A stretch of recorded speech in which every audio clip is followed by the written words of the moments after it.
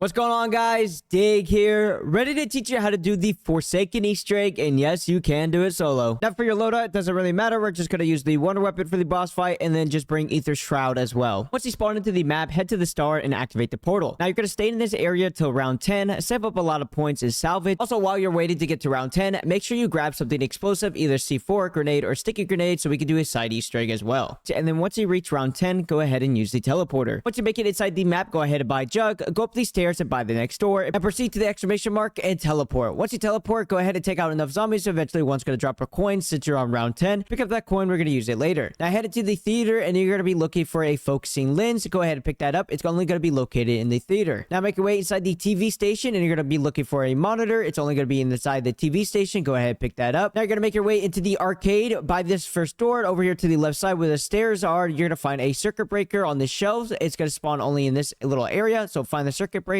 pick it up. Next, you're going to head into the burger joint, and you're going to be looking for a fry basket. It's only going to be located in the burger joint. Go ahead and pick up that fry basket. As soon as you do, go ahead and go to the next exclamation mark point, which is the teleporter. Rebuild it and teleport. Once you teleport to the next room, proceed to the teleporter, and then an abomination is going to spawn in. You're going to take out the abomination and teleport to the next room. Once you're in the next room, go ahead and go straight forward to the next in-game hint and press this button. Once you press this button, turn around, go to your left, go to the window over here, and to the right side of the window, press this button. Once you spawn back from the cutscene, go ahead and go buy PhD slider. Turn around, and inside this room area over here, you're going to find Pack-a-Punch. Go ahead and put dead wire on your weapon and then leave this room. Now, this next side Easter egg I'm going to show you is not part of the main quest, but it is a way to get a free Perkaholic on the map, and you can easily do it in one round, so I highly recommend doing it if you want a free Perkaholic. Now, head into the burger joint, and you're going to buy the FFAR off the wall, and then go Pack-a-Punch it. Once you Pack-a-Punch it, you're going to head into the video store, and over here to the left side, past Mule Kick, on the shelf at the bottom, you're going to find a VHS. You're going to throw a grenade at it to make it explode and move the position of the VHS. Then you're going to come back, and you're going to prone and lay down to pick it up. You can't pick it up while you're crouched. You have to lay down to pick up the VHS. Once you have the VHS, head into the TV store, and then on the back side of the counter, you're going to place the VHS inside this receiver, and then you're going to play it to start playing the TVs in front of you. This is going to be a Simon Says sequence. So all you're going to do is you're going to count the monitors from left to right, 1, 2, 3, 4, and then you're going to play Simon Says. The first sequence is going to play 4 monitors, and then you're going to write down those numbers 1 through 4 wherever they appear. In my game, it's going to be 3, 1, 2, 4. That's my first order of my sequence. I'm going to go ahead and shoot those monitors in that sequence, and then it's going to move on to the second sequence. Once the second sequence starts, it's going to play the first 4 monitors that I shot in my first sequence, and then it's going to show you 4 more colors, and that is going to be considered your second sequence. You're going to write down those numbers, and then you're going to go ahead, once the colors turned off, you're going to shoot your first sequence, then shoot your second sequence. And then once you do those 8 monitors, it's going to restart from the beginning, showing your first and second sequence, and then it's going to start your third sequence, and you're going to write down those 4 numbers in the particular order that the monitors turned on. Then you're going to wait for them to turn off, and then rinse and repeat by shooting your first sequence, second sequence, and then the third sequence, and then you're completely done with the Simon Says step. One thing I want you to keep in mind is that there's going to be time you're going to have the same number from one sequence to the next sequence. So in this example right here, I had 3 twice in a row. 3 was my last number in my second sequence, and 3 was my first number on my third sequence. So therefore, I'm going to shoot it, turn it on, and then I'm going to shoot it again. There's no indicator in the game that you shot it for your second number, but as long as you shoot your next monitor in the color transition and it doesn't give you an error sound, then you're completely fine to shoot your next monitor and finish out sequence altogether. But once you do all 3 consecutive sequences in the right order and you did them correctly, you're going to get all the monitors flashing all the colors, and then you're going to get a sound audio cue that you completed it. And then you can interact with the green monitor in the center, which is going to spawn in a ghost character. This ghost character, do not go up to it because it will insta-kill you. But you're going to make your way, and you're going to buy Tombstone, which is going to be near Juggernaut down the end of this road. Once you have Tombstone, I would like it to be noted that you don't have to have Tombstone fully upgraded, just at least to tier 2, so you have a longer duration in the shadow mode. You're going to go to the particle accelerator room down here, and you're going to go down by a zombie. Once you go down, you're going to go into your ghost mode, and then you're going to stand in front of the particle accelerator, and then you're going to see the ghost. You're going to shoot him and get a hit marker. Eventually, once you do enough damage, you're going to split apart into multiple other ghosts. You're going to be looking for the ones with the red eyes, and then you're going to shoot that one to get hit markers to destroy it to make them go back into the center. You're going to continue repeating this process until it stops and the ghost disappears, and then you're going to revive yourself, and then the game's going to reward you a Perkaholic. Now proceed to the arcade, and inside the arcade over here to the right side, you're going to find a machine called the Grand Prix.